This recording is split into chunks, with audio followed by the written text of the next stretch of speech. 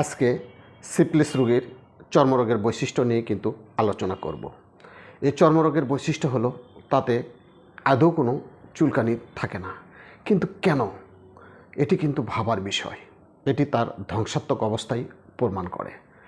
যে শরীর সদা অনুভূতিশীল, স্পর্শে প্রতিক্রিয়া করে, সামান্য সরে গেলেই সেখানে যন্ত্রণা, জ্বালা পূর্ববর্তীর দ্বারাই তার অস্তিত্ব প্রমাণ করে, সিফিলিস রোগী সেই স্পর্শকাতরতা হারিয়ে ফেলে।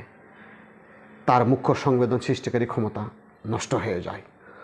তখন তাম্রবর্ণের চুলকানিবিহীন এক জাতীয় উদ্ভিদ দেখা যায়, যা কেবলমাত্র সিফিলিস মায়োজমের জন্যই হয়ে থাকে। এই ধরনের চর্মরোগের পেশেন্ট দেখলে আমরা অবশ্যই অ্যান্টিসিফিলিটিক ঔষধ লক্ষণভেদে সিলেকশন করব।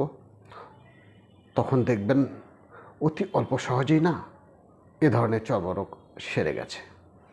আপনাদের আশেপাশে যদি কোনো ভালো ক্লাসিক্যাল হোমিও চিকিৎসক থেকে থাকে, আপনারা এ ধরনের চর্মরোগ নিয়ে তাদের কাছে যাবেন, দেখবেন দারুণ রেজাল্ট পাবেন, সহজেই সেটা সেরে যাবে।